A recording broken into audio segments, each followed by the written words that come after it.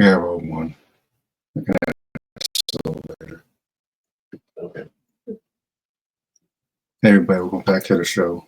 So I'm here with DaRevolution Hey guys. and DisneyGirl. Hi. So we're going to be talking about the Star Wars Saga, or what's left of it. Our rankings on all the films, including Rogue One and Solo. So let's start with DaRevolution. What is your ranking for start with the Disney Wars films? So 8, 9, and 7. What is your ranking for those three so far? Oh, do you want to go? One trilogy at a time, yeah.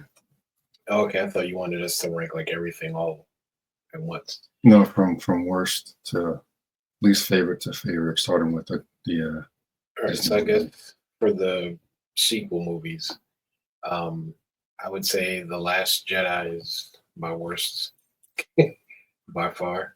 Then it'll be The Rise of Skywalker, and then The Force Awakens would be the one I like the most. I actually really liked Force Awakens. I thought it was a nice setup. It was very safe, but it was a nice setup to transition from Star Wars you knew into, whatever the new thing was going to be. I ranked Last Jedi last because I feel like that movie blew up the entire sequel trilogy. I think it went out of its way to be different instead of kind of, following in the path of what came before. It was just bad storytelling. Like, with Finn and Rey, they completely blew up that relationship, added in a new love interest for Finn, and then gave him nothing to do. The movie started like 15 minutes after the first one, and it was literally just a big ship chasing a little ship that they somehow couldn't catch or destroy. So that was the plot of the movie. Luke was completely wasted. Luke and Leia was wasted.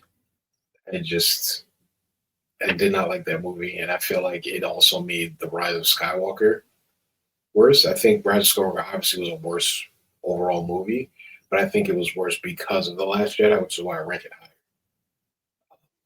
I just feel like they tried to basically course correct everything that happened in The Last Jedi, which did leave a lot of room to tell an actual cohesive story. And they tried to cram too much into it to tell the story J.J. Abrams originally wanted to tell. So I just think that just blew up the whole series and kind of killed any excitement I had for the sequels. And that's why it's the worst one to me. So that's your absolute worst. Yep. And DisneyGirl? So for the sequel trilogy, for me, Rise of Skywalker is last. Then The Last Jedi, and then Force Awakens. I just like Rise of Skywalker was just all over the place to me. And I know I get it. It's because, they were trying to scramble because they had different people directing, like from the first one to the second one. And then the second one kind of moved it off course. And then they had to like kind of bring it back. And I'm like, there's so many threads that were not followed up on that were from Force Awakens. Like, I'll tell you that story another time. Never brought it back. Like, it just randomly brought in like Lando. I'm like, which is ridiculous. The fact that he's back and then you never even had him reunite with Han because you killed him in the first one. And then like, and Leia's gone. Well, she knew she was gone because she passed in real life. But like, it's just so much rushing. And then the whole, I am all the Jedi. And I'm all the Sith. And I'm just like, okay. And then Finn, they wasted him the entire movie. Rey! What? I have to tell you something. What? Never mind. Like, what was that? He had nothing to do, essentially. I felt really bad that they really wasted him because I was really excited for his character from Force Awakens. I really liked that one. And I was really looking forward to it. I'm like, his whole arc, like from ex-Stormtrooper to part of the Resistance. He held a lightsaber in the first one. I was like, oh, okay, maybe we're getting somewhere. And as far as we got was, how did you know? A feeling. And the last one, like, and they had like a Lego thing, like a Lego special, I think it was for Christmas or something, where he's actually training with Rey. But I'm like, this is what you give me? A little Lego thing years later? No. I wanted Jedi Finn, okay? And Last Jedi, I think, as a film, it's not terrible. Like, objectively as a film, and I like the cinematography is really beautifully done. So I would give that advantage over Rise of Skywalker as a film, just in general. And like the throne room scene was cool, things like that. Yeah, for me, I agree with the Revolution. Last Jedi, I call it the last third. It's just everything about it is just wrong.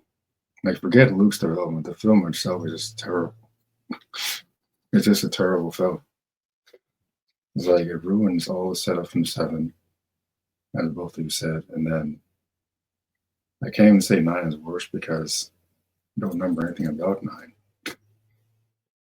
But like the fact that Luke was standing over his nephew with an ignited lightsaber, telling Rey, I've never seen such darkness before until now. Like, dude, you faced Palpatine and walked away. There's not many Jedi that can do that. Redeem Darth Vader, and then you try to kill the son of your best friend and sister? What?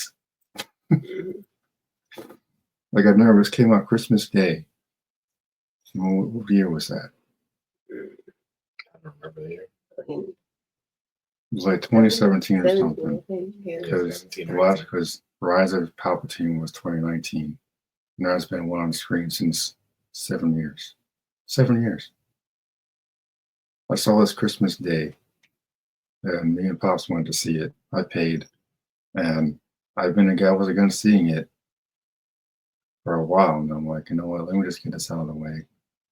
And I couldn't believe what I saw, because for me, this was the first time I actually saw Luke on the big screen. And Luke has been my favorite Star Wars character since the expanding universe and the original trilogy, of course. I think as I've gotten older, Han Solo's been growing on me a little more, but for me, Luke has been the pinnacle of Star Wars, because he's supposed to be everything Anakin was not. Like, he is the best of the Jedi. He is what the Jedi failed to be in the prequels, and they completely ruined it with it's not even the original actor.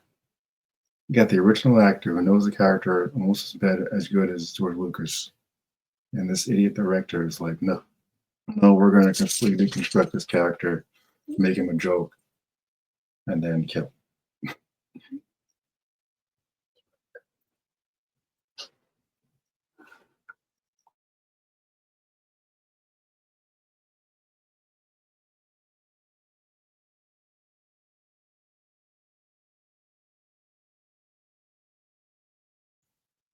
You saying our overall rankings later because kind of disrupting us.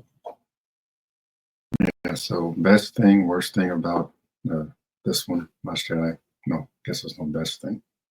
It's the name of the visuals, but worst thing for me, Luke. Well, yeah. Yeah.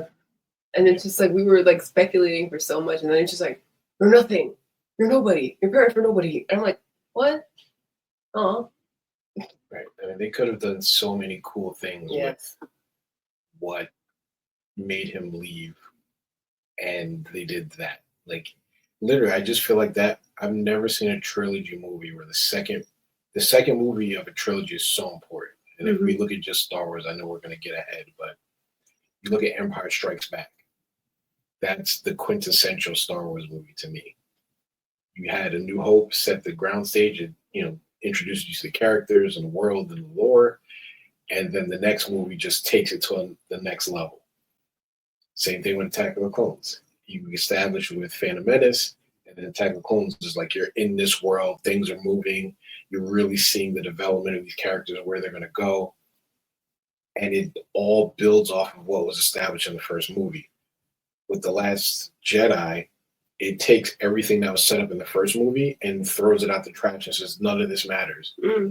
Literally. I feel like he was like, Ryan Johnson's like, this is my chance. They gave me a Star Wars movie to make. I want to make the movie that I want to make, regardless of what just happened in the previous movie. Right. Essentially. He's like, I want to make a Star Wars movie. This is what I want to do with it. Again, the relationship with Finn and Rey clearly was going towards, in my opinion, people may differ, a romantic route. Yeah. And then they just threw that out. And then they paired her with a Force dyad or whatever like that Yeah, I don't know. with Kylo Ren, who literally tried to murder her every time he saw her before, but now they're like in love. Yeah.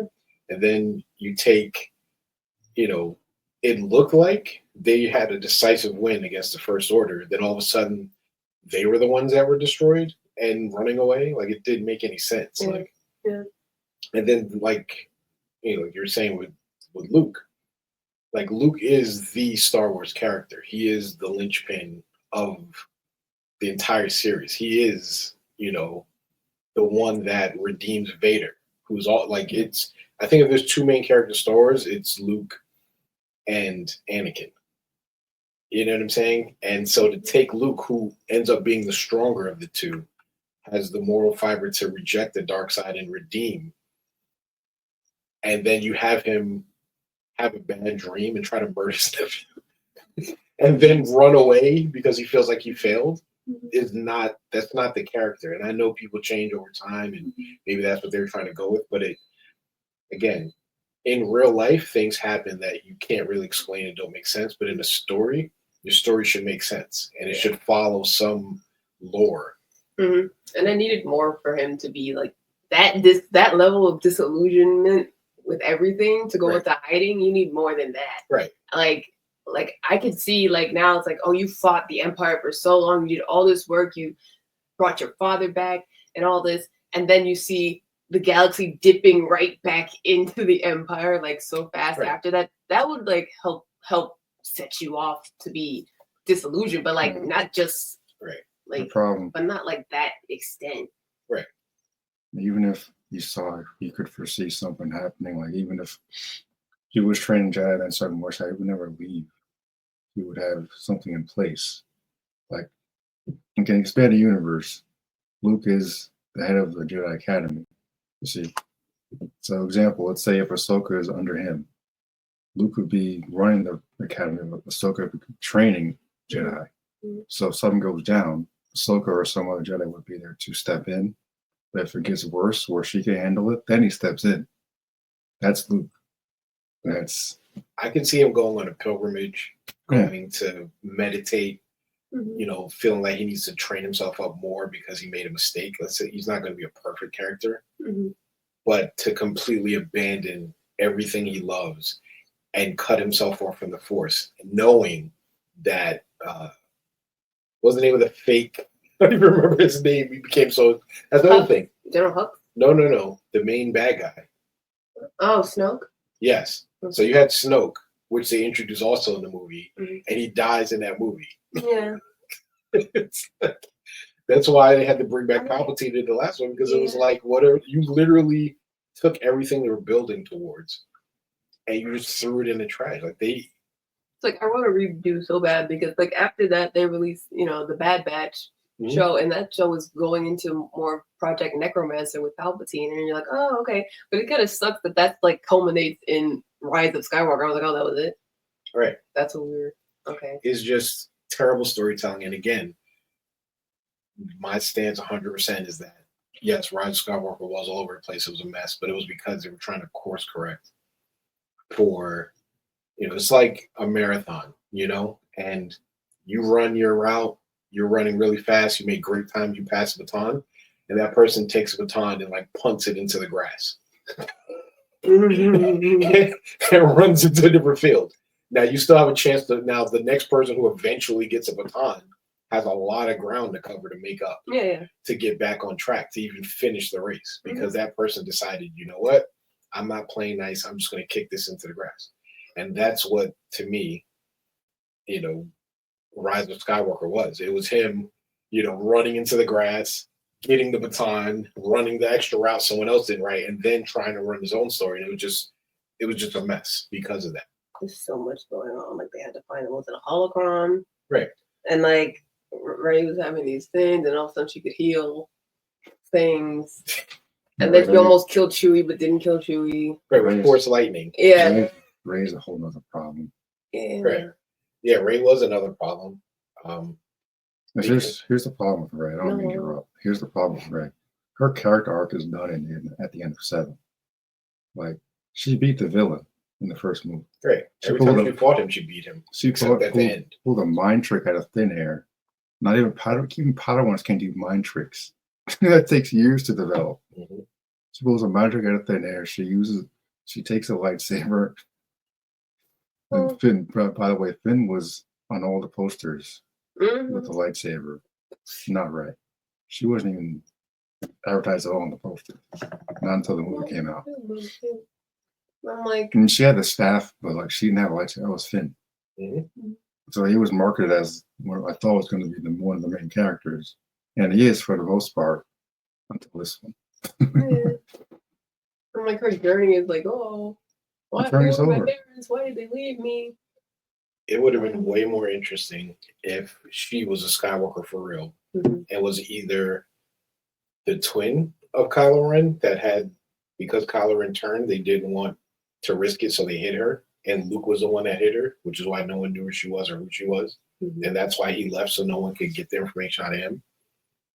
That would make more sense. I could see that happening. Or if it was actually Luke's child and he went off to like find some deep Jedi training to be able to combat Snoke. And that's why he left, because he knew this was going to be a threat that they needed and he needed to be stronger. That I can also understand. But to literally say Luke's a coward who just ran away because he had a bad dream. No, because that's even worse, because Luke went directly into the cave in Empire Strikes Back, despite his massive warnings.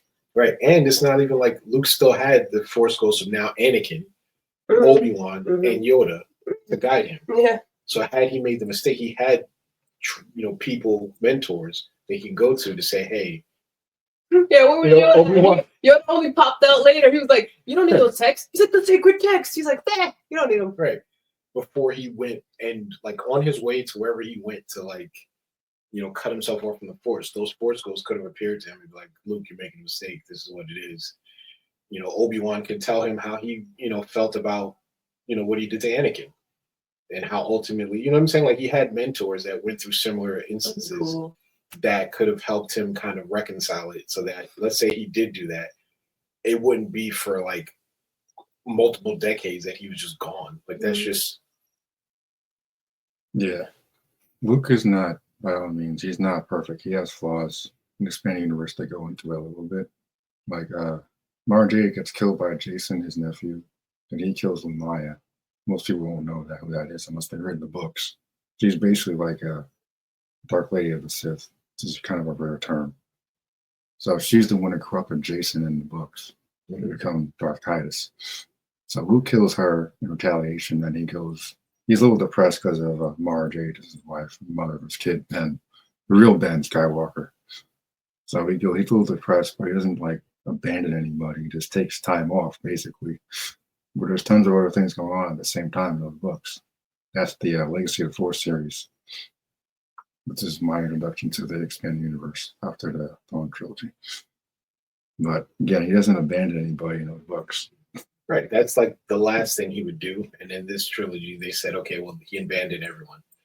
And then going back to Rey, you need, we have all the trilogies and we have a main character. Clearly, she's the main character of the sequel series. And they all struggled to get to where they are with something. Anakin, it was his struggle for, thinking he was good and not getting the attention that he wanted, and then also trying to protect everyone that he cared about. And then he failed at the end. Those things ended up undoing him. Luke, kind of the same thing. He struggled just to do anything, to learn the Force and to master it and to become a Jedi, to be strong enough, again, to protect the people he cared about. Rey didn't struggle with anything. The first time Vader and Luke met and fought, Vader destroyed him. You see what I'm saying? He was toying with them, playing with them. I was like, oh, good job, nice. Oh, all too easy. Like he was just, he could have been eating a sandwich while he was fighting Luke. Like that's how it's supposed to be. Luke barely escaped with his life, and Vader wasn't even trying to kill him. You know what I'm saying? Like that's how it's supposed to be. The first time Rey fights Kylo, she wrecks him. She's like, oh yeah, the Force, and just, destroys him. And then the second time they fight, she destroys him. And it's like the third movie is when he suddenly is a threat and she needs him, but she still beats him, and then has to heal him because she basically. So she's undefeated against her main nemesis, and she's shooting force lightning and picking up boulders out of the blue. Like she beat Luke when they had that sparring in the second one. She literally beat Luke in a duel. Luke Skywalker. To a person who at that point had no training. She went to him for training, and she beat him. I don't remember that because I don't know. But that's what I'm saying. Like, she needed a struggle. She needed something to overcome. And they really didn't. Her struggle was, her identity and who she was. And in the second movie, they said, "Oh, that doesn't matter. Your parents were crackheads who abandoned you." And then the third, they're like, "Psych, no, he was just kidding. Your father is a Palpatine clone or I don't even remember what exactly the lineage was." But I'm like, when did Palpatine have kids, bro? Who But banged him? Her story was just screwed up. And then I'm really a Skywalker, I'm not a Palpatine or something, and it's just I'm like, it's kind of messed up because you lost Ben after you come to the light. I'm like, right. Just for that, I'm Rey Skywalker, and I'm just like, no. Well, I mean, like, whatever. Right. I think if they were going to do all that, they should have at least let him live. Yeah. If you're going to have this whole love story, this whole whatever redemption thing, they should have at least let him live and start to redeem himself. And that could be that. Then she could really be a Skywalker because then they'd be married. Mm-hmm. And she's a Skywalker, he's a Skywalker. They continue the lineage for real. Yeah. But I just think everything they ended up doing was just stupid. And they were just pulling stuff out of the air because, especially by the time Rise of Skywalker came out, it was like, none of this crap matters. We just need to finish this movie. You're like, what even was it? Like Finn's ending was really just appealing. That's it, right? Nothing really happened to him after that. No. Poe. He was the most wasted character I've seen. Yeah. Because he started as a main character. He's definitely a main character of The Force Awakens. And by the time we get to the third one, he's, I think Chewbacca had more screen time than him. Yeah. Is Chewbacca still around? Yeah. Yes, Chewbacca's the only one who survives. Him and Lando. Lando's still alive? Oh, yeah, well, yeah, but he's just being weird. But yeah, he's fine. But that's it. Like, it's... I remember the marketing for the last one, 9. They tried to market it on, hey, remember Lando and Palpatine? I'm like, listen, I like Bill D as much as anyone else. No one's seen Star Wars for Lando. No one. It's not happening. He was an interesting side character. Yeah. But the main guys were Luke, Han, and Leia. And we never got a scene. That's all of them together. Yeah, we never got a scene with the 3 of them together. It was...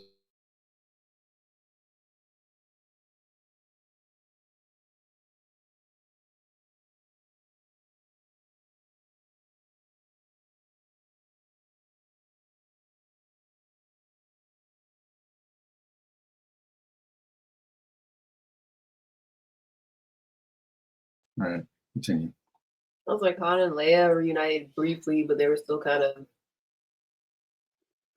not angry with each other, but kind of just, not in the best place for whatever reason. Exactly. I know it was over Kylo and but still. I don't know. Also, and then Leia didn't. She didn't even get to like really see her brother. Like, it was that brief thing, but he wasn't even there, really. What was that? What scene was that? In the Last Jedi, when he showed up to go to fight Kylo, and he showed up and talked to Leia a little bit, gave her the dice from Han Solo's ship. The Millennium Falcon, yeah. Oh, yeah, I know what it's called. I'm just saying, he gave her the dice, and then, Oh, yeah, okay. that was about it. It's like when he protected himself. Yeah, he's projected himself to fight Kylo. Right, but it wasn't even them together. It was a force projection. Yeah, it was like, that's what I'm saying. That's all we got. I'm like, Like, everyone, you guys can know I'm a Spanish guy. Like, that power that he used, it is a dark side power, but he's a master. So it wouldn't kill him. He's used it in Dark Empire. And right. he pulled down this Imperial Walker with one freaking hand. Destroyed it, crushed it with his hands, with a thought. Listen, That's how powerful he is. he's channeling his mama. Okay, he lost the will to live. Must be. He's like, I But would it's use just the such a- powers of my mom. Yeah, it was just such a lame way to go. I can see like the two sons and all that being like a thing, but it just Nah, if he wanted to really be a boss, he just went there and kicked Ray's ass himself. He should have went there with Ray. And then they could have destroyed those walkers together as But it was- Master and Apprentice. Like the best thing about that was he was a projection because he was like fire, and he shot all those things at him, and he was like because he was not there. I think it's so funny because he knew Kylo would just unleash. right. He literally just did it to buy time. The fact that he killed him It's was ridiculous. so stupid. Yeah. At most, take a nap, but like Yeah, take a long horse nap. I could see him sitting there and just taking a deep breath, but he literally just died. Yeah. Well, they should be good, right? They don't need me anymore. No, you know, because his X-wing was in the water, right? Yeah, because she came back and got it. Remember in the Rise of Skywalker? So he took his X-wing. Yeah, she took his X-wing to go fight whatever Palpatine. Did everything he should have done in the last one. But that's, I mean, ultimately, you know, the sequel trilogy was designed to replace, basically to exploit people's nostalgia of Star Wars and supplant it with their own characters.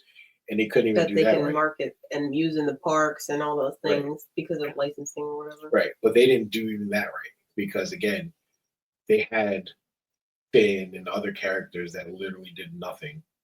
All they had is Rey and Kylo Ren. There's no other memorable character that got any kind of investment in that series. That makes sense. So they failed, you know, catastrophically, in my opinion, with the sequel series, to the point where, like, think about it, all the spin-offs and TV shows and everything we were getting are from after Return of the Jedi. Yup. Except There's for nothing fleshing out this new world that they just spent all this time building because nobody wants to see it. Yeah, well, except for Acolyte is early, but yeah. Yeah, I don't, but it's either going to be. I don't even know what time that is. That's like prequel. But again, that still proves the point of, again, why go to Return of the Jedi or Clone Wars is the other stuff that we're getting is Clone Wars era stuff, or now we're going to go even further in the future so we can tell an original story. Versus, you should be able to tell an original story after, but they know they fumbled. Nobody cares about their new sequel. I mean, the ironic part that they brought Luke back and they did nothing with him since. Right. They could have launched into a Jedi Academy series right there. Right. Just get the actor. Yeah. Like, I like Force Awakens, but I think the biggest mistake they made was they did really retell the story of New Hope. Yeah. So now it's instead of the Empire, it's the First Order. Yeah. There's no Jedi, so the Force is mysterious again. Like it should have been established Jedi, whatever. They should have had them in the Outer Rim or something like that.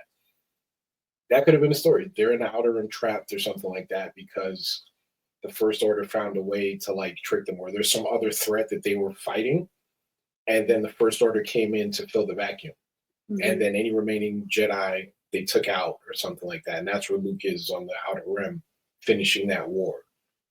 Then you could tell the same story they told now. Kylo Ren was thought dead, or Ben was thought dead, but he's really Kylo Ren, and he's part of the First Order, and et cetera, and Rey is trying to figure out what's going on.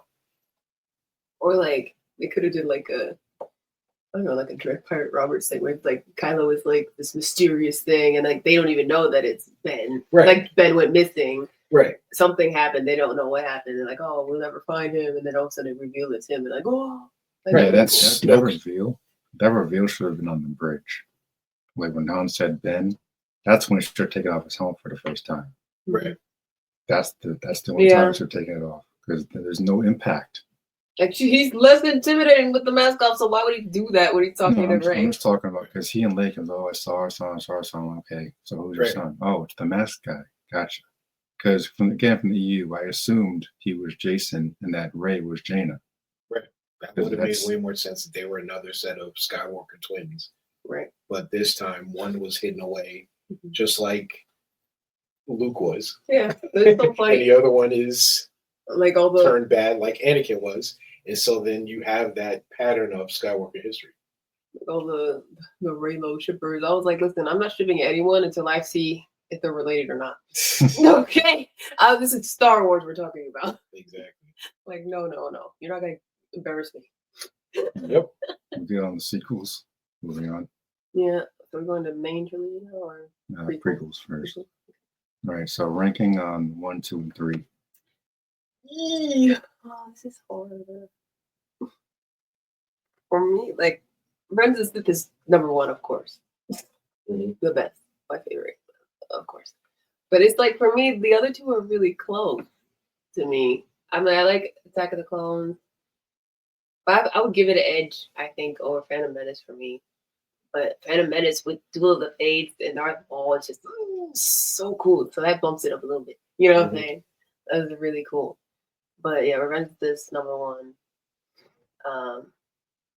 Because Attack of the Clones has some cool stuff too, like, you know, the clones, just Anakin's relationship with like Obi-Wan. Like, oh, Obi-Wan's gonna kill me. Yep. And those felt like, yeah, that's cool. And like, I just love Obi-Wan's side mission in that one. He's just like, I have made contact. The bounty hunter Camino. So we're poor Rain sending a message to all the Jedi sitting on their butts in the council room. Can anyone send any help? Nah, we gotta sit here, bro. I'm sorry. Like, all of the Jedi are busy. Yes. Ones that are left, yeah. There's a lot of books in between where, like, Sakura, Shakti, and they're all elsewhere. But like, what they should have done was just send a freaking Republic ship to help them, so we can actually get the bounty hunter back. Because his ship is only for one seat. Yeah. Can we use your ship? No, you can't use my ship. Oh my gosh. No, and then I don't know, the whole Padme Anakin thing is also a little ridiculous. Yeah, I would say Attack of Clones is probably the worst of the 3. Because even Phantom Menace for me has grown on me over the years. Yeah. Like, for me, I was like, how old was I? 9, 10. I was 3, man. So Yeah, 5, 6, somewhere around there. No, I was 13. What was that, 99? Yeah. Yeah, I was about 13 because Fellowship of the Ring came out that same year. 99, you were 8. 8? Yeah, so that was my first Star Wars film on the big screen. So when I saw the pod race, I was like, that is the coolest thing I've ever seen. And it hasn't been done since. So if that was Rey, she would be in first place the entire time. It might seem a little cheesy to some people. Okay, it's just a dumb race. Well, there's hidden things as to why he's doing it. He's fighting for his freedom and helping his friends. So those are the stakes. But there's no stakes for Rey's character at all. Like we said, you don't agree on that. So that's why it means a lot to me. It's like he's fighting for his freedom. He's not just doing it to do it. It's not just a show off of special effects. So I think with the prequels suffer from a little bit with too much flashy lightsaber dueling instead of just like the original trilogy is more character based. I would say the prequels are good, but they definitely suffer from flashy special effects stuff. I think Lucas focused a little too much on that. I would say that would be more of Attack of the Clones than any other prequels because I'm like, they did it just as fine in Phantom Menace because they only had that one big battle at the end with Maul. And then Attack of the Clones, I would say, yeah, I guess, because they had all those Jedi at the end, like in the pit fighting those people. And then, you know, Dooku. That was the worst. Like, what are you doing? He's running. I got it. No, you don't. And now you don't have an hand. Yep. I'm like, yeah, I'll give Anakin a pass now, but he was a Padawan. And then they brought Yoda in. He was flip. Yeah. The Yoda fights to me are just really dumb. Yeah. I like it. He just flips. It's better in Revenge of the Sith. I tolerate more in Revenge of the Sith. Yeah. Yeah, for me, you finish your ranking? What was your numbers? For me, Revenge is number 1 for the prequels. 2 was Phantom, and 3 Attack of Clones. Okay. Worst for me was Phantom. For 2 reasons. I felt like Darth Maul was wasted. I felt like the hype for him was like through the roof. This is the first new Sith bad guy we got, and literally, he had one stalking scene, and then it was the big fight, and that was it. They got chopped in half and tossed. Yes, they revived him, and later, but at that time, it was like one and done. It just felt like a waste. Second point was Jar Jar Binks. Oh yeah, well, Absolutely destroyed that enjoyment of the movie. Every scene he was in, and there were a lot, just dragged it for me. I know, the actor for that got his redemption recently, so I don't want to belabor that point too much. Mr. Best, we love you. Right, it just felt with the Gungans and all that. I just, Yeah, it was a good setup. Like whatever. you trip and fall all the time and accidentally launch stuff. Like Right, they lean too heavily in that part of it to me. So yeah. Not a bad movie. So we're not talking like what happened with the sequels where like I hate this movie. I'm just in terms of what would drag one down for me more than the other. Mm-hmm. That's why. But definitely a great movie, a great reimagining of Star Wars and kind of showing us a different feel. Second, it basically goes in order. Attack of the Clones is the second one for me. I really liked Jango Fett. I like seeing Samuel L. Jackson with his purple lightsaber getting down. Yeah. I like seeing Yoda. That's the first time we saw Yoda as a badass Jedi. Yeah. I just thought it was hilarious him limping in with the cane. And then he gets down to fight and he's just flipping all over the place. And then he gets the cane back after. Yeah, he's like, oh, that was awesome. I just thought that was so awesome. And then again, being old enough to appreciate it at that time, unlike you guys, that was just awesome to see in the theaters. We've been waiting for that. The only, I guess, drag on it was just the relationship between Padme and Anakin felt kind of rushed and kind of weird. So you saw him as like a little kid and her as like a teenager. Yeah, she was like, "Don't look at me like that. It makes me uncomfortable." And then 20 minutes later, right? I know the books kind of flesh it out more and explain it better, but in the movie, just felt a little rushed. But again, they were both hot at the time. So it's like, people just liked. And I'll never get over I killed them. Not just the men, but the women and the children too. Like animals, I slaughtered them like animals. And she's like, wow, that's hot. Like, what? Yeah. What? I like that we got to see Palpatine kind of maneuvering behind the scenes and all the things. It did what my gripe with the sequels was. It built up on the first one and it put things in place and it showed you how this was going to maneuver until the climax, which I really enjoyed. And I think it improved upon the first one. Just seeing Anakin and Obi-Wan batting around and taking on stuff, which is really cool to me. He just jumped out of the speeder and he's like, the only thing I think the sequels did and prequels did wrong was just Obi-Wan was always getting his ass. And so when he fought Anakin in the third one, it was like, there's no way this guy's gonna win. But he beat Grievous and Anakin. The toughest dudes. That same day, bro. Right. But Dooku literally owned him. Every time he fought Dooku, he got two-pieced. Yeah. Anakin was the one who went in. Mm-hmm. So I really liked the second one. But the third one was just that whole, finally seeing Anakin fall and the fights, Yoda versus Sidious and it was just such great stuff. And then obviously the last fight, seeing the two twins being born as Darth Vader was being born was a cool touch. Mm-hmm. And where's Padme? I can't feel her. He's like, it's so sad because they care each other so much. He was like, she's like, is Anakin all right? And he was like, is Padme all right? Bro's body's buried, lost his limbs, and he's like, is Padme okay? Right. And I'm like, oh. I love the scene of him embracing the dark side and him crying with the Sith eyes. I thought that was such a powerful image because it was you could see how he got his goodness and his pureness got warped and twisted by Palpatine because he thought he was doing this to protect her, and by the time he actually gets to her, he's the one that actually does her harm. It was just such great storytelling. Right. I think they connected all the dots. I love stuff like that. It's why I love Marvel so much. They put little things in there that the way Captain America and Iron Man start is the opposite of where they finish. Yeah. Like stuff like that, like there's a payoff for you going through this journey with these characters. Mhm. And I love stuff like that. And I thought that, so yeah, Mhm. it's least for me would be Phantom Menace. Again, doesn't mean it's a bad movie, just of these three, Mhm. Attack of the Clones and then Revenge of the Sith, which I think is the right way. You Three, should, two, one. right, you should build up to a point where like your It's getting climax is better, a yeah. crescendo. Yeah. Yeah, it's getting better over time. I'm kind of shocked that Revenge is so low on your list for the prequels. It's number Revenge one. is number one.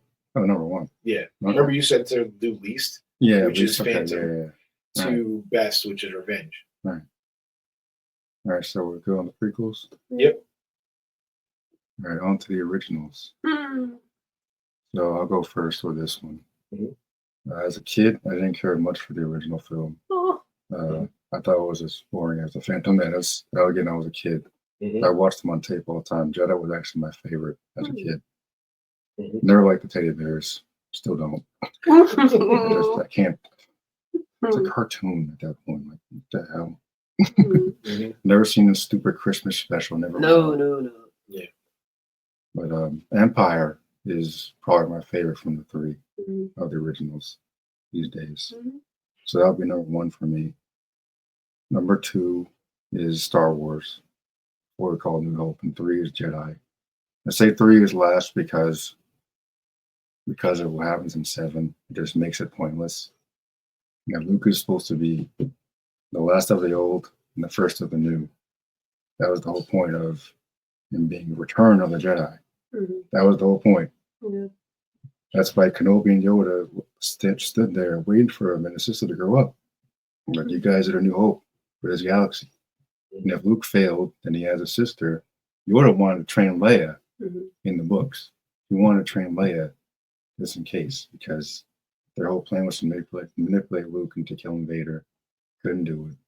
So I guarantee if Yoda or Kenobi had gotten their hands on Leia, she would have done it. Because she had motivation to do it. Mhm. Nobody would listen to Yoda, man. I swear. So like that's what the danger of that would have been the dark side thing. And so I think they overlooked that because they both failed to destroy the Sith when they had a chance. Yoda in particular. Like I know Kenobi was more attached to Anakin, but Yoda could have taken Sidious out. He could have done it. Mhm. You just left. I was like, Prequel type thing. You can't do it because he's in the originals. Oh So my God, my arthritis. I gotta go. so number one is 5, 4, and then 6. Mhm. It's like I love all the Vader and Luke scenes in Jedi. Mhm. If it wasn't for those scenes, I don't know if I'd even bother with Jedi. Mhm. Kind of just, it's a good conclusion to a trilogy, Yeah. but it just on its own, without Empire or Star Wars, I don't think it really works as well as it could. And like, they rebuild a Death Star like so fast. Man. Like it's a repeat again. Like we had Death Star in 4, no Death. Like I don't know, whatever. It was being rebuilt in Yeah. 5. But I'm like, how much time does that take? Because in the Revenge of the Sith, they were starting to build it, and then like Andor, they're still building it, and I'm like, okay, well, how long has that been? Because it's 19 years, right? Mhm. Luke is Yeah, 19. 19 years, yeah. So how did they build it so fast? I mean, whatever. Never mind. A lot of workers and slaves, like in the Force Unleashed. Mhm. I think for me, my least favorite was A New Hope. I thought it was again same way with the last ones. Nothing wrong with the movie. In total, great movie. Obviously, it's a classic. But just of the three, I just like that one the least. I've been going back and forth over my 2 and my 3. When I was growing up, I always liked Return of the Jedi the most, and it's because like that's when you finally see Luke become a Jedi Master or a Jedi Knight at least. I don't think he was he was a Jedi Knight. Yeah, it wasn't Before a like he master could barely like in the second one like he's trying to pull the lightsaber through. Yeah. Like he still didn't have a mastery of it. And then the first time after the training with Yoda, It's Darth Vader just stomps him out. So it's 5-minute training. I'm like, bro, you you're right. That he didn't even complete. So Mhm. this time we see him do the force manipulation that like it's like the circle completes. I like the Ewoks because again, I'm an '80s baby, so I grew up and the Ewoks were really cool back then. I know people don't like them now, but like all that stuff was like cool then. Um, I just like it was the completion of the story. I like the way it completed. I like that he redeemed his father. That we got to actually see Darth Vader become good again, like he saved him. Like that was the ultimate, thing. Because it was first like, is he going to beat Vader? Then you find out there's someone even stronger than Vader. It's like, oh gosh, how does this even happen? But I think Empire Strikes Back is the quintessential Star Wars movie and Star Wars experience. I think so much of what we like about Star Wars and what we think of when we think of Star Wars is because of that movie. Like, I love you, I know. Like, there's so many like I'm your father. Yeah, right, I'm your father. I heard that was improvised by Harrison Ford. Of course, because he's a legend, but like just so much of it. And again, Lando and yeah, we're getting worse all the time. Right. Right. Like think of like everything you think about with Star Wars is in that movie. Like that's where the core of the experience comes from. And again, we get to see Luke take on and learn the Force, and we get to see Leia advance and Han Solo. Like, and then this is a movie where the good guys lose. And you're like, what the hell are we going to do? Like, never happened. Right. It was just such a monumental shift. And there's so many trilogies are based on how, this played out. And again, that's why, like in a trilogy, the second movie is, I would say, even more important than the first, because obviously the first is kind of like planting the seeds and getting people invested. But having a great second entry into a trilogy makes or breaks the series, in my opinion. And this one literally made it because it took all the good feelings you had in the first one, carried it over, and then it was like, oh God, what are we going to do? And I feel like it's the same thing with like Infinity War and Endgame. Like you see your heroes lose and you're like, oh my God, what's going to happen? Like it just sets the tone for the entire series. So that's why, like, of true favorites, I would say Return of the Jedi is my favorite of the original, but I feel like, I can't, just looking at it in totality, I have to rank it second and then give Empire Strikes Back the top spot just because of that. For me, it seems like I'm always in order, one way or the other. I'm 3, 2, 1 for prequels, and I'm 4, 5, 6 for the original. Because I don't know. I love New Hope. I don't know. It's the first one. It's a classic. I don't know. I just really love it. If you ask me which is the best, I would say Empire, because I'm like, overall, yes. But I'm like, my personal favorite, I would still say 4. I just love it. And it's just like, oh, I was going to Tashi Station to pick up some power converter. Yeah. It's just the classic. I really, really love it. And it's just, I don't know. It's iconic. I love it. And I'm like 6 is just my least favorite. I don't know. Yeah, I think it feels like you had to be in that moment to really appreciate what it was at the time versus looking at it retroactively. And then, it is the weakest of the 3 that way. But I just remember being alive, but alive at the time, and it was just everywhere.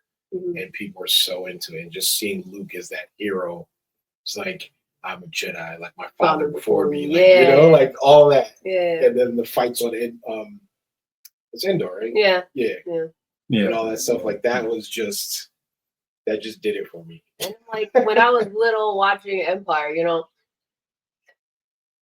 it sticks with you when you're young and something, and it just like it scares you, or it's like so when I was little and Han gets frozen in carbonite, that freaked me out. Right. It scared me. I was like, what the heck is that? That was definitely the darkest of the 3. Yeah. So I get sad. I would get sad, and I didn't like that he got frozen. Like I know he gets unfrozen, but I was like, oh no, I felt so sad, like he died or something, and it made me upset. So like it's like I said with Phantom Menace with the pod race, there's stakes in Empire because they all lose. You lose Han Solo. Didn't know at the time. Didn't know he was coming back, right? So like you actually lose an actual hero, not kind of hero. So like it felt like a different film after he was gone too. Just to me, it was like you really feel that loss when Han's gone. Right. And it's just like Mm-hmm. they were prepared to have Lando basically be an Han-esque character, which he already is, but because he was wearing a smuggler vest. Like, he's wearing Han's vest. No, it's a smuggler vest.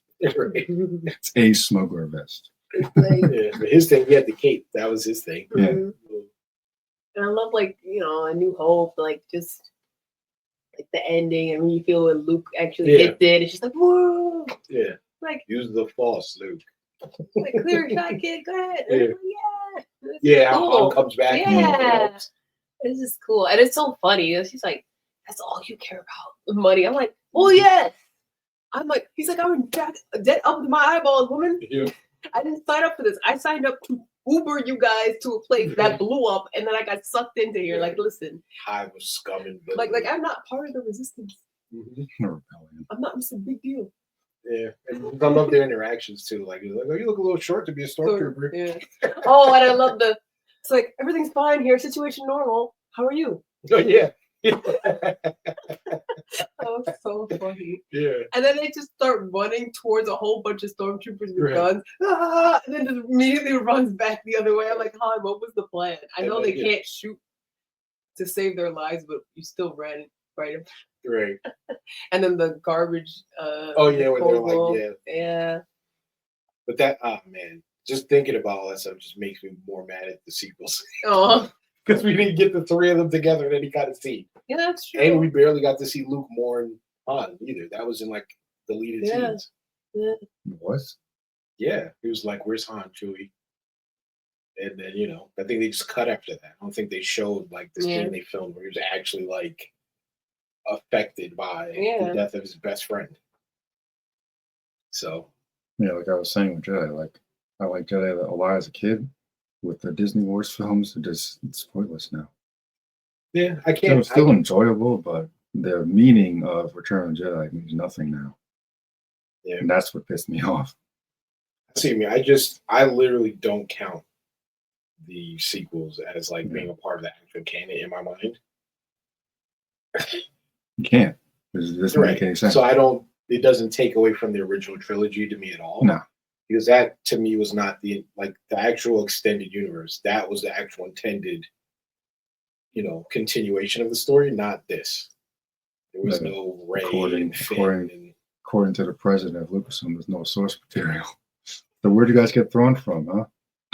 but that's what I mean. Like it's No, she said this publicly. Oh, there's no source material. There's no books to pull from for stories. Then where'd you get thrown from, you moron? exactly. He's the one that started the expanded universe. Exactly. So,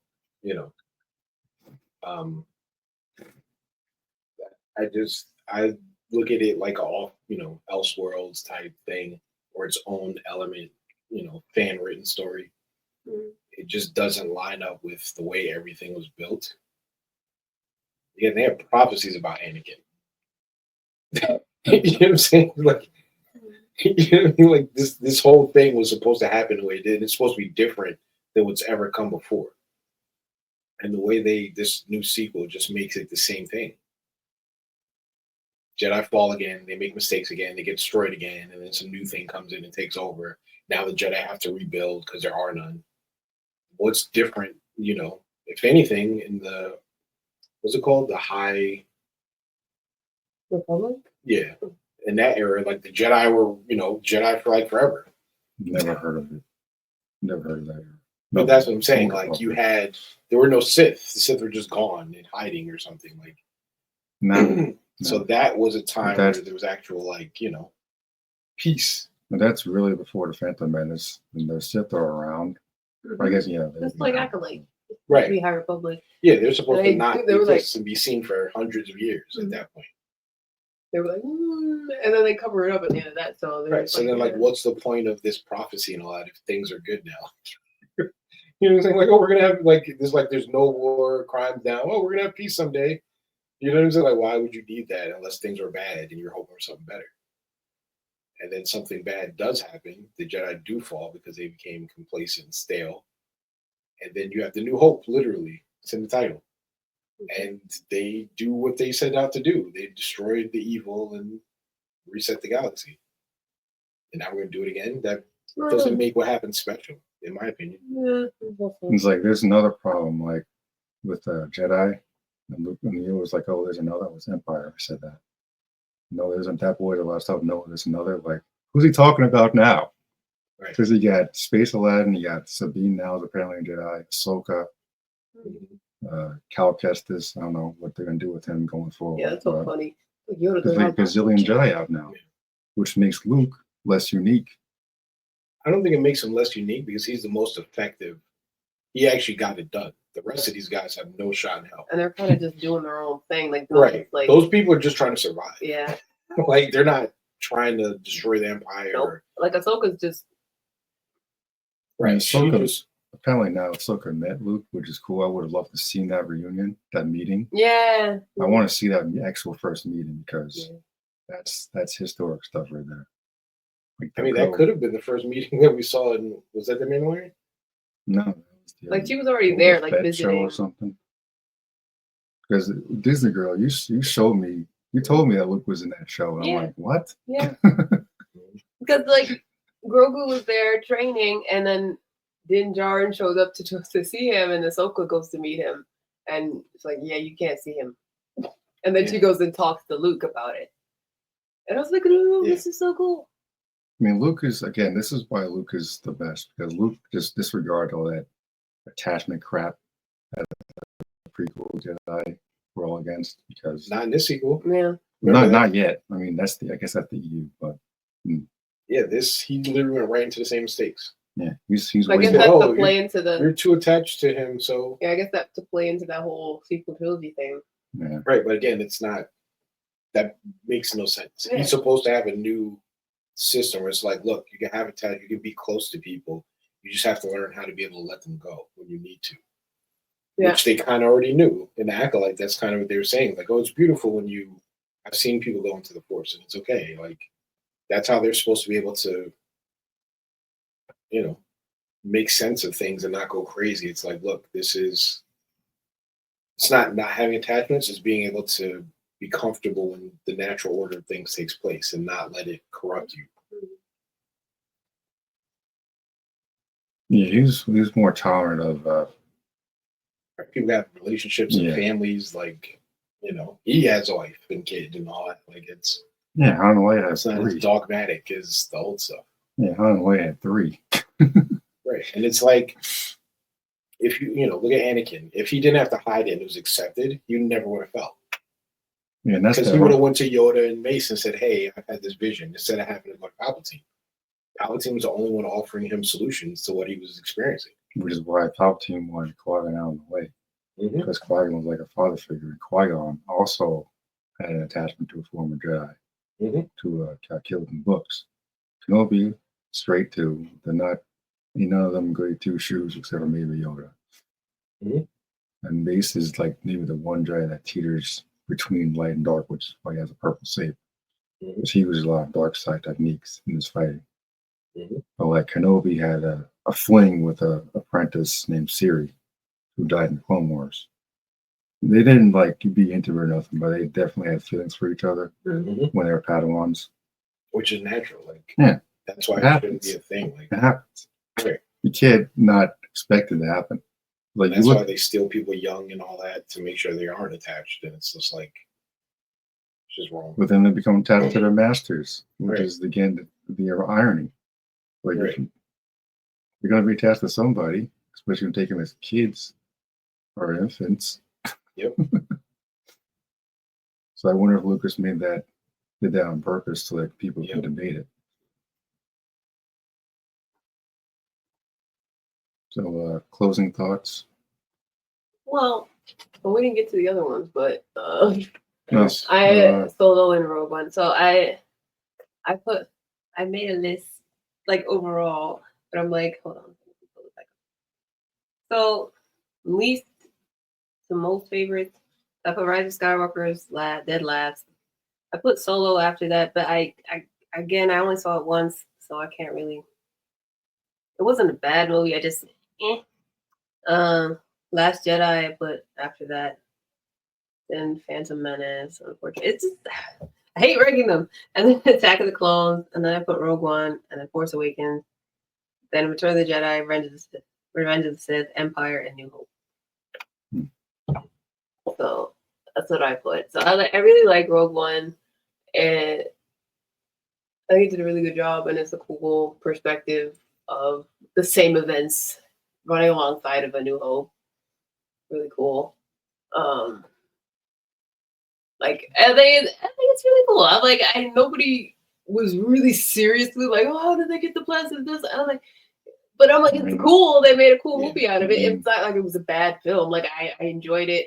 I enjoyed the characters. I liked K2SO and Cassian. I like them more.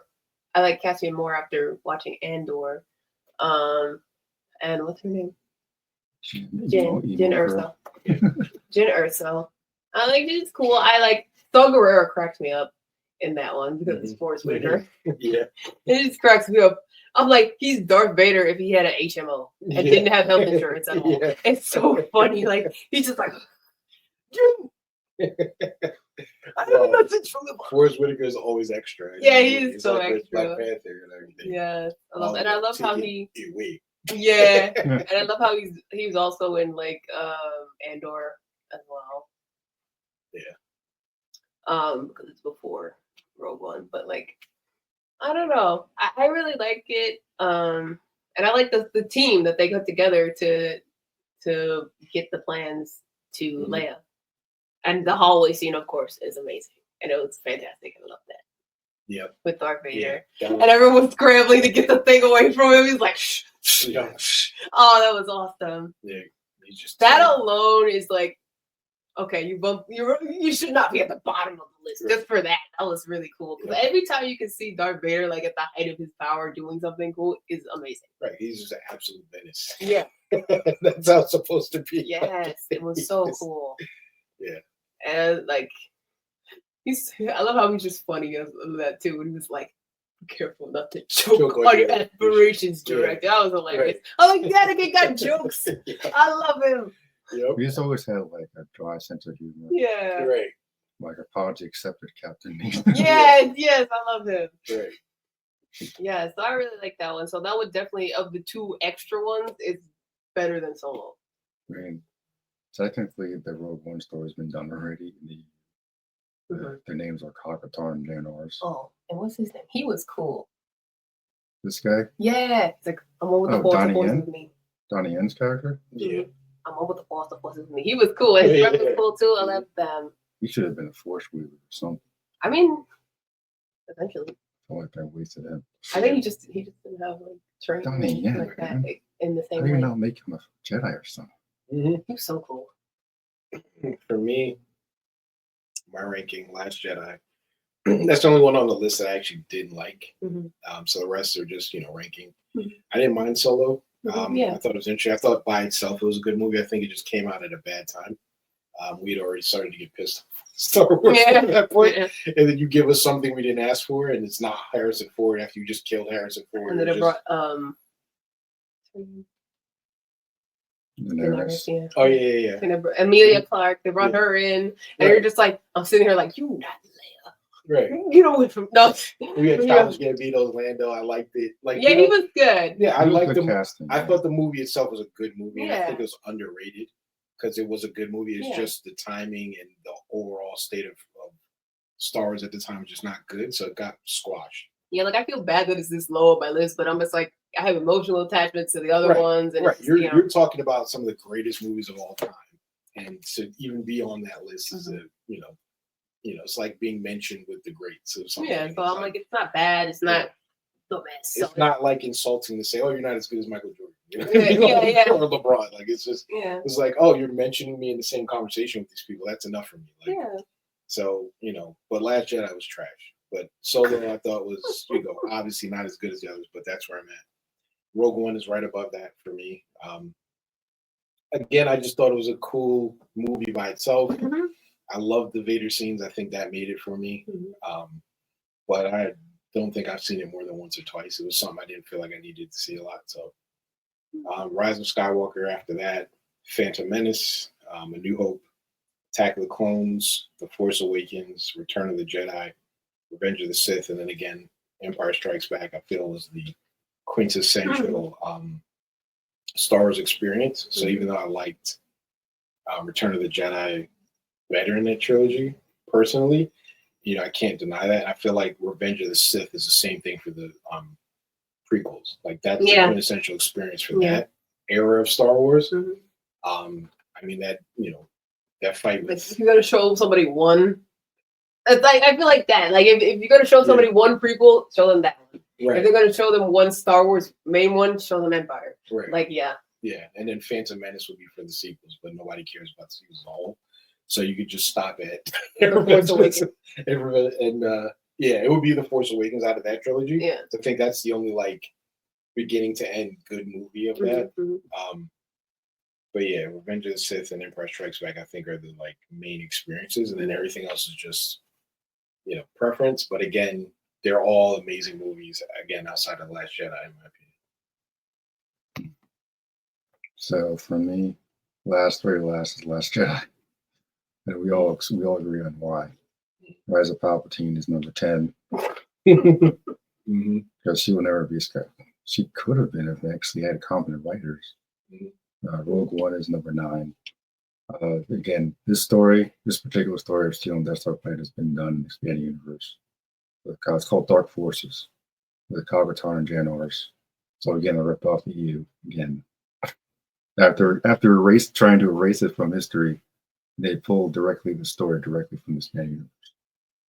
I thought the film was incredibly boring. The characters are bland. The robot's funny. The Vader scene is great at the end. Like the only part I was actually awake for. I had no idea what was going on. This adds so much to me. I didn't like it because of they're leading directly into Star Wars. Because to me, the Star Wars original for a film, the opening crawl tells you all you need to know. During a battle, rebel spies stole plans to the Empire secret weapon. Okay, move on. This entire film was based on one line from the opening crawl of the original film. Like to me, it's kind of ridiculous. They go into the whole prequel thing. I mean, they pulled the prequels out with like I was a Jedi Knight, same as your father. We fought in the Clone Wars. They did a whole series on that and the prequels. I mean, neither of those stories needed to happen, but between those, I would prefer the prequels over this. Yeah. Because, like for me, I liked seeing Vader's fall. I thought that was interesting.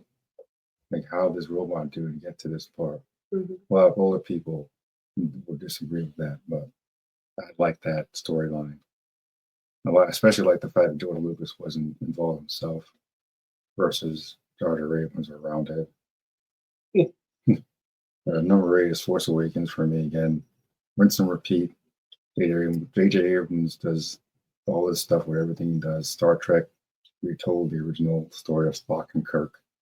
And Wrath of Khan was a remake of Wrath of Khan. All Star Trek fans would agree with that. Why they don't like the Into Darkness, whatever it's called.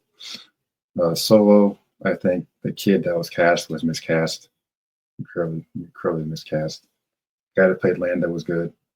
I didn't like the female robot. I didn't need to see how he got his blaster or how he found the Falcon or how he met Chewbacca. Because I read those books already.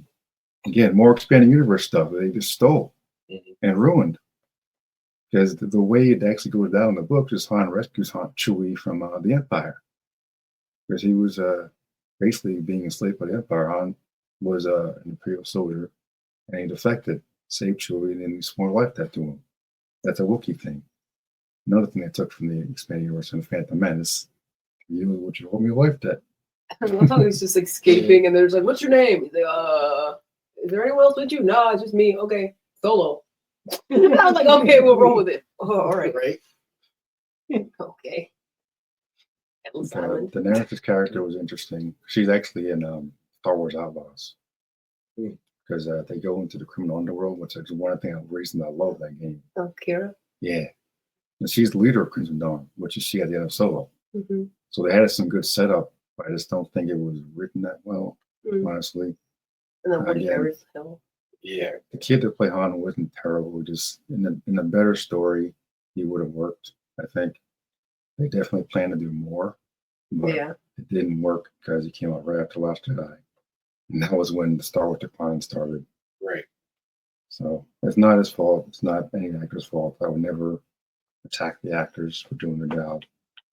It is not their fault. It was a bad time. Attack of the Clone is number 6. I think it's the worst of the prequels for me. The romance is awful. The dialogue is awful. Oh yeah, we didn't get to the sand. The saber duel was terrible. At least the Dooku one was terrible. Yoda Yeah. saving their asses is cool Yeah. for the time. Return of the Jedi is number 5 for me. As a kid, I enjoyed it more. The teddy bears bring it down for me. I'm sorry, guys. I can't deal with the teddy bears. Dub dub. I mean, it's no different to me than anything else. Utini! Yeah. You know, or hey! Yeah, that guy. Yeah. I mean, the Jawas are scavengers, so they don't attack anyone with sticks and rocks. Like an entire They legion just of literally steal all your stuff. Yeah. an entire legion of my best troops awaits them, and they're going to get their ass kicked by teddy bears. Yeah, well, it's like Vietnam, man. You come into my territory. Right. They're guerrilla warfare. Yeah. They can't help that they're teddy bears. And They're I get they're that. little teddy bears, and then, you know. I mean, like, I'd buy it more if it was Wookiees. Like, you've never seen Wookiees be badass. He's I've like- seen Wookiees in Revenge of the Sith for like 5 minutes. Like But your if we thought armor. those are Wookiees, okay, Yeah. I could buy that. Hey, Wookiees are destroyed. your armor's your armor, but a giant rock is a giant rock. Okay. Exactly. It'll whack you in the face regardless. Exactly. 4 is Phantom Menace. Mm. I would have ranked it higher, but you know, the pod race is what bumps it up for me. Because again, he's fighting for his freedom and helping his friends. And then there's the whole him walking away from his mother, and never looking back, which is a very crucial moment for his history, which a lot of people leave out in their disliking of the prequels. And the Clone Wars makes everything better in the prequels. Mhm. So the Clone Wars, not the new one, the Cartoon Network series from back in the day. But they had this one fight with Anakin that saw his Ventress. Oh, So chilling. That scream he has at the end when he basically leaves her fall to her death. Dooku found her, but she basically died. And he just screamed like a crazy person. I'm like, damn. That's the Anakin I wanted in the prequels.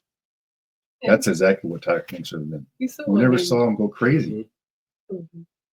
Killing a couple of senators or whatever is like, yeah, all right. But you show stuff like that, that's the Anakin should have been crazy. Like, this is the guy who becomes Darth Vader, man. Yeah. So I think Lucas kind of held back on that for some reason. I don't know why. Mm. You know, Revenge of the Sith is 3 for me. Mm. The final fight with Anakin and Kenobi was dragged on a little bit. Mm. It was cool when it started up. I just dragged on a little too long. Because honestly, Kenobi had the edge on Anakin the entire time. He could have taken him out anytime. Anakin is pretty powerful, but Kenobi is one of the best because he resists his emotions, unlike Anakin. That's one of the reasons why Kenobi's the best. Number 2 is Star Wars, original, Mhm. before they called it New Hope. I think I appreciate it more now because of it. It takes its time to build everything up. I think that's one of the reasons why I appreciate the Phantom Menace more too. Because they set up a lot of things and it builds up the lore. And number 1 is Empire. Empire's grown on me over the years. Has the best romance in all of Star Wars. I've never really been a romance guy, but it is the best romance in all of Star Wars. Only one for me that tops it is probably Bastila and Revan from KOTOR. Empire? Yeah. You mean the one where she also kissed her brother? Oh, That's a bad romance. No, Star Wars. Is that what you No, mean? Han and Leia's romance. Yeah. Because there's also some Luke and Leia romance in it too. Don't We forget just that. like remove that from our brains. Right. At the time, they That was so were annoying. trying to do a love triangle, and that was edited at the last minute. Right. Like, again, the only one that would top it for me is Bastila and Revan from KOTOR. Yeah, I would say that. It's like Bastila is a better version of Anakin. That's something I've noticed. She has way more development, better development. Makes you believe it when she falls, and it's actually really sad. Anakin's fall is like the bad day at work. Like he just okay, now I'm going to kill all my coworkers or something. Just like it's just like a bad day at work. Though it was gradual over like time. You saw like the little things, like right the first attachment to his mom. They Basically- killed his mom. right, That made him angry. but he didn't even fall from that. It was Nope. just a way for, and he had someone actively manipulating him for most of his life. And then the Dooku, like, well, Padme falling in love with Padme, then the Dooku thing. He's like, Right. do it. I shouldn't. Yeah, Not the Bastila Dooku. was already an established Jedi Knight hero before someone worked on her and made her fall. Mm. Anakin was a little kid. She was was a upset slave. because she still had her mother in her life, and she had attachment to her father who died. Right, but it was just I think they're both good stories. I think a more because Anakin definitely was fleshed out like you saw it. That was what the whole prequel trilogy was about. It was like this is why, this guy went crazy.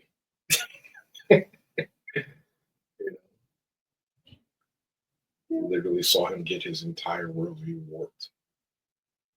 And then all he took was that, Joker-esque last push off the bridge, and then he fell all the way down. Like, have we seen any of the TV shows besides Mandalorian?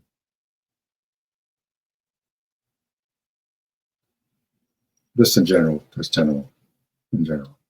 Yeah. For a potential future discussion. Yeah, we can look and talk about something. I haven't seen everything like I've seen with movies. The show, you mean? Yeah. There's a lot I'm of curious shows. how this list is going to change too, because they're making a Mandalorian movie, and I'm like, Right. Yeah, it's not going to work. It's not going to work. Like it should have just make it series again. I know Pedro is busy, but let him do voiceover. Mm-hmm. He's not even in the suit half the time. That's what I'm saying. Let him continue to do voiceover, and let's continue. I feel like they wrapped that story. I don't even need a movie. Yeah. Like they told a complete arc, in my opinion. I don't think we need to see anything else there. I'm like, he was cool to do bounty hunts by himself too. I mean, like they could have separated them for longer. Anyway, we discussed it. We discussed it in the TV episode. All right, guys. Thanks for stopping by. And just for the record, everybody, we're siblings. So, Thanks, guys. all right.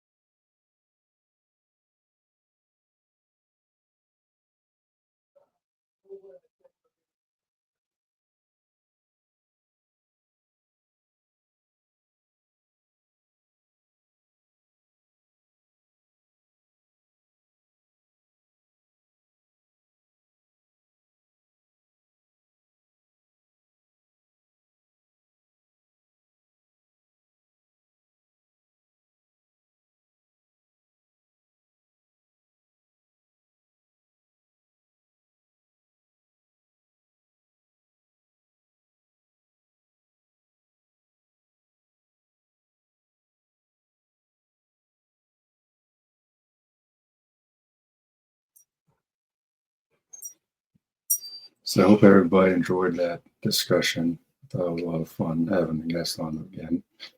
So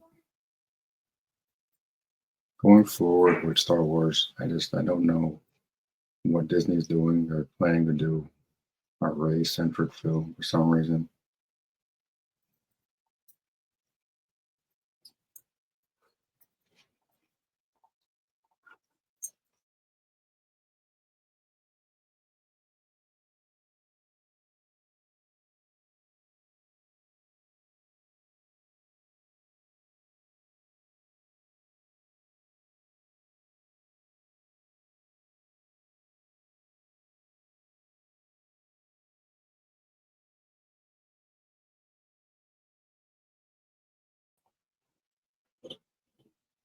So I found an article on CBM.com.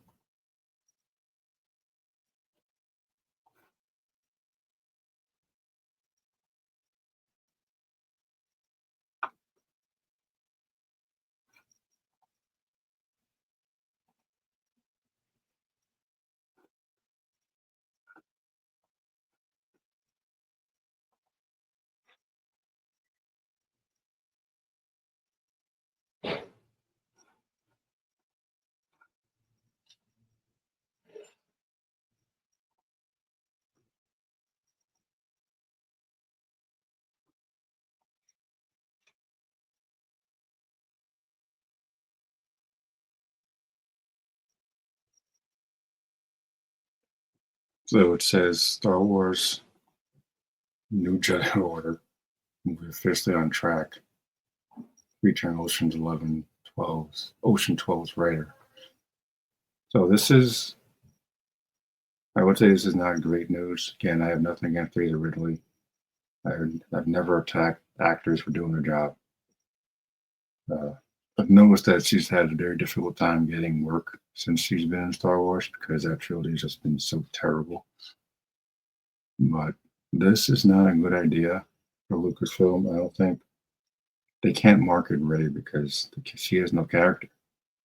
You see, a New Jedi Order just say that shit is going to be like a time jump into the future where Rey is a powerful master ranger, like everything Luke should have been doing when we found him in the last third. So that kind of ticks me off right there. That and this woman, Charmine Chernoy or something, talking about she loves making dudes uncomfortable. No, I'm like, this is the person you hired. Another reason why KK needs to go. She just can't seem to hire good directors.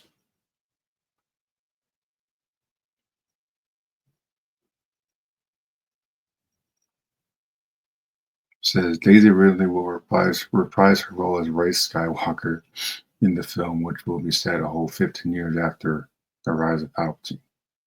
Plot details are still mostly under wraps, but we do know that Rey will be a powerful Jedi Master with no training still, I imagine, because nobody trained her, when I can recall. Running her own training academy, yeah, doing what Luke should have been doing when we saw him at the end of Disney Wars 7. Yeah, nothing against Daisy Ridley, but it's a terrible idea. Personally, I just have no interest in seeing this.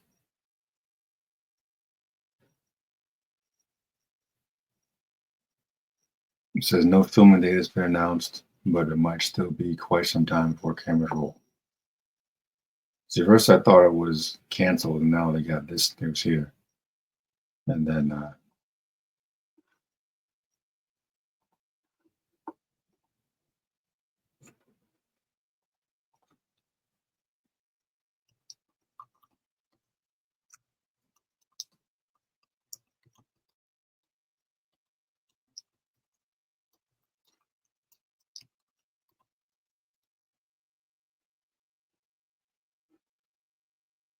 says good news for James Mangold's Star Wars Dawn of the Jedi.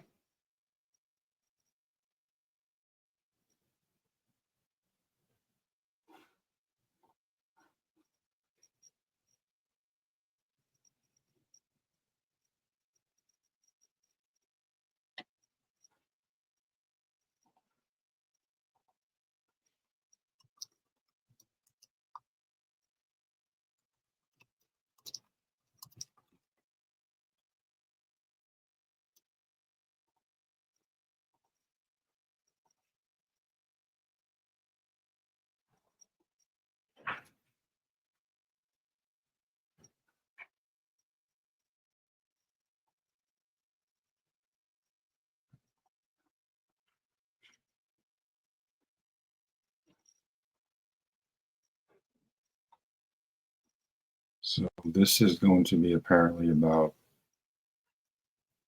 the first Jedi. Now, back in the day, this is even before the Old Republic. This is like the very beginning of the Jedi. And they were called Jedi, Jedai. So that's going to be another origin story type of thing. Which, I don't know if they should really do that. It's been done again. It's been done in the expanding universe. Like, just stop. I would opt for Old Republic or something like that. Just tell a story and don't do Revan, don't do Malik or Darth Bane. Just do something original. Don't stop trying to F up all these amazing characters that people actually give a damn about. You guys have done enough damage already.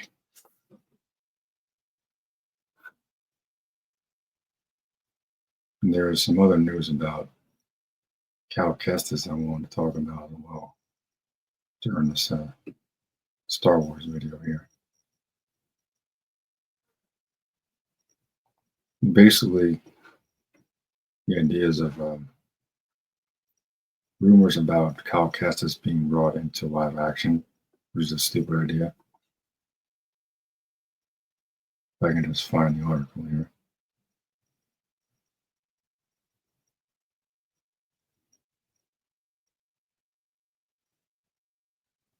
Here's something else. Star Trek's Chris Pine.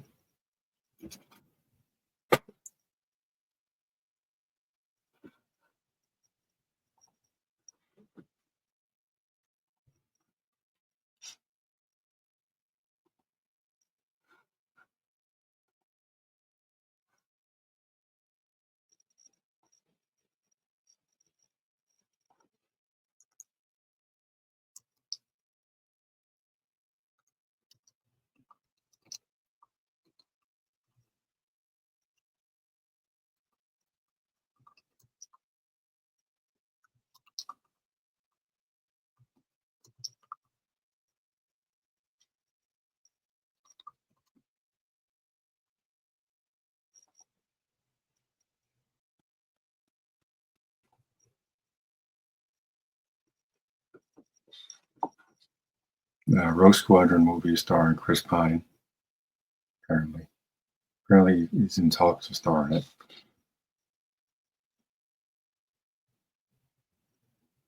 So yeah, I think the idea of a Rogue Squadron movie kind of excites me a little bit.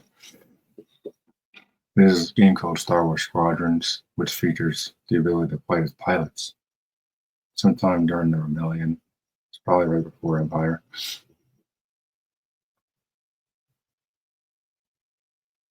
And you get to see both sides of the conflict.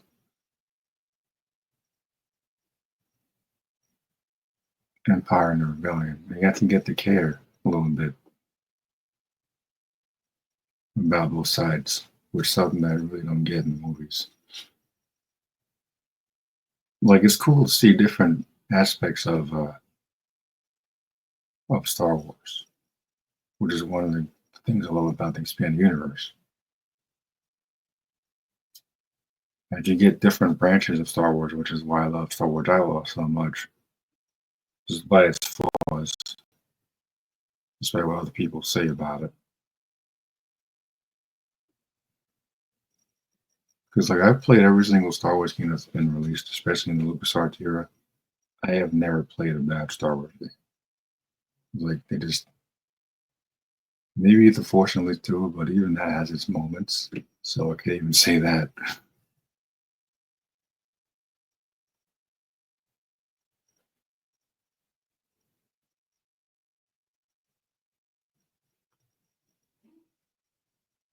But this Squadron movie sounds interesting because what Patty Jenkins has said about it's an inspiration from her late father, apparently.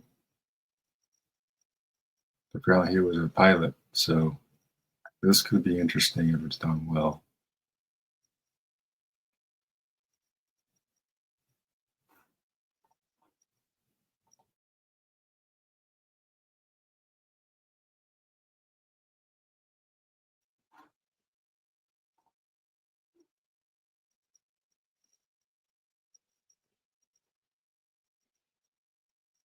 I saw an article about Cal Kestis somewhere around here.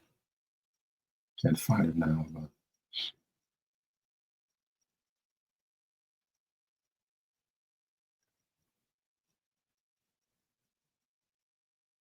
regardless, I don't think a Rey movie is going to save Star Wars.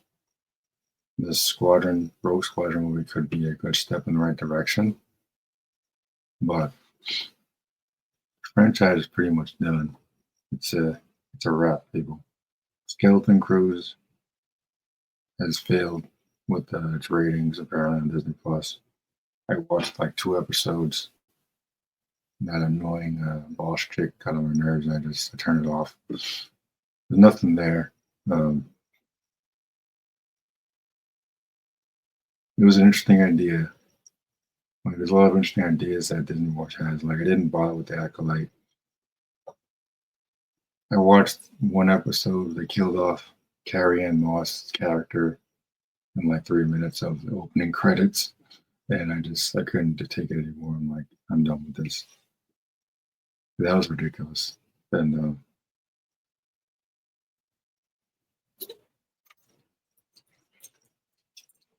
yeah, I don't think I bothered since then. Skeleton Crew had my attention.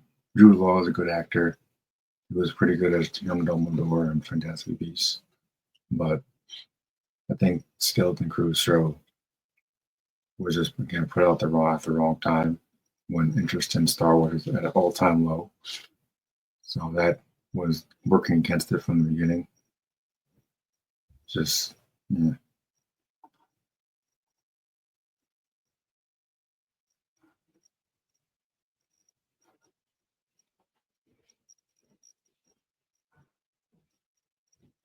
So, not to rehash my rankings and whatnot, but one of my main problems with Disney Wars era is they ran out of ideas and then they pull from the expanding universe, which is my Star Wars, and they destroyed it. Said KK was like, "Oh, no source material," then they pull Thorn out of thin air because they have no character of their own. They kill off the original villain, Snoke Dude, and they brought Palpatine back with no explanation. I mean, you can say, "Oh, what about Dark Empire?" Dark Empire is basically Return of the Jedi Part 2. So it's not even that big of a deal. Dark Empire is an Elseworld story, which is where it needs to stay. There's no reason to adapt something like Dark Empire on film because it wouldn't make any sense. Number one, Luke is essential to that plot, and number two, Palpatine kind of just shows up in that too. And in the radio drama that I own. This is kind of interesting to listen to because for me, I never really complained too much about the lack of Star Wars content because I'll always have the expanding universe to fall back on. So, like, even if they announced the Luke Skywalker series or something interesting, you'd be like, eh. And then just go back to my Legacy of the Force books or my audio tapes or Star Wars Jedi games with Cal Kestis or Public Commando, Force Unleashed. It's no loss to me, is what I'm saying. I love the movies, 1 through 6. The Disney Wars era does not exist to me. It might as well just be an Elseworld story. But the biggest crime to me is that it's just you had the original actors, and I said this earlier with my guests on the show. You had the original actors, and you still effed up. And it just takes, to me, it just takes real skill to do that. And it got worse from each one because for me, I remember seeing 7 in IMAX when it came out. And that was a decent film up until freaking Death Star 3. I'm like, another one? Like, we shouldn't still be doing Death Stars 15 years after the original trilogy. It's retarded. Even George Lucas thought it was freaking retro. Which, like, the guy that created the Star Wars series back in the day, he's like, it's very retro. Like, the guy that sold it to Mickey Mouse, and like, he gave them story treatments. Yeah, here's some ideas you can use. You got the expanding universe literally at their fingertips. I'm like, no, we're going to toss it all out. Hired idiots that clearly have never seen the movies. Jar Jar Abrams in particular, Roundhead, just a straight up big-headed moron. Never should have been given any type of ownership over directing any of these movies because he had no idea what he was doing. And that film alone, and DaRevolution mentioned this, that film alone destroyed Star Wars lore forever. You got the accolade that Star Wars lore was pretty much toast in the last year. Like, if anyone out there that actually likes The Last Jedi, and good for you, I'd be interested to hear why, particularly. But got nothing against those people. I really don't. But again, I would like to find out why. I would like to have an actual conversation with those people. Like, why do you like this film? Because that's the problem with Star Wars fans. I found that aside from the occasional panel here and there, Star Wars fans have been at each other's throats for like years since the Disney Wars era started, and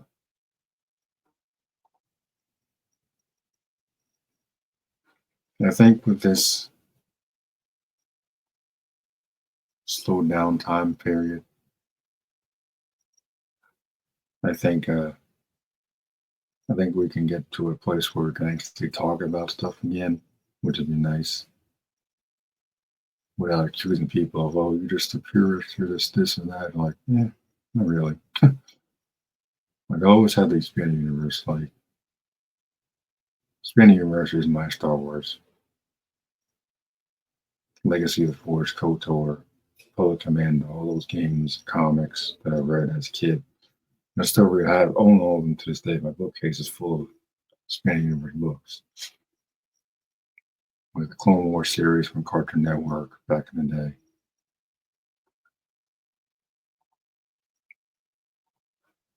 Which I think is better than the newer one, which is cool. It was cool, but I prefer the Cartoon Network Star Wars series, which I believe it led directly into Revenge of the Sith, if I remember correctly. I had the DVD at the time when people had DVDs. But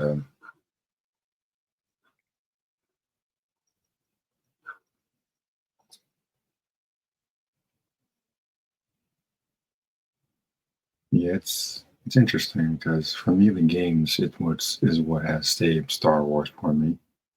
Expanding universe, growing up with the expanding universe is part of the reason why I haven't completely given up, because I have Force Unleashed on Xbox, Force Unleashed 2, KOTOR, Republic Commando.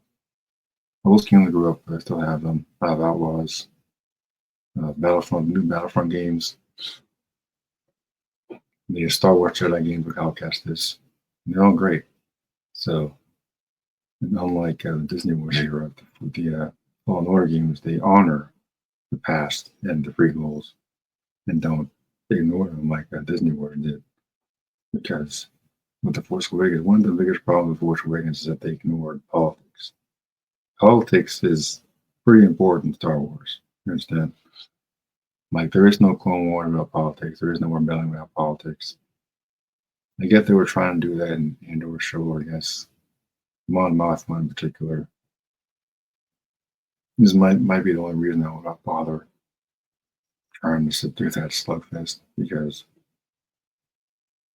it's actually really important. It really is. Like, I think their fears of doing their politics as boring as Lucas made them, and do it better. Do it better. Like, Lucas isn't involved anymore. Like, it's still somehow messed up. Again, I just don't get that's even possible.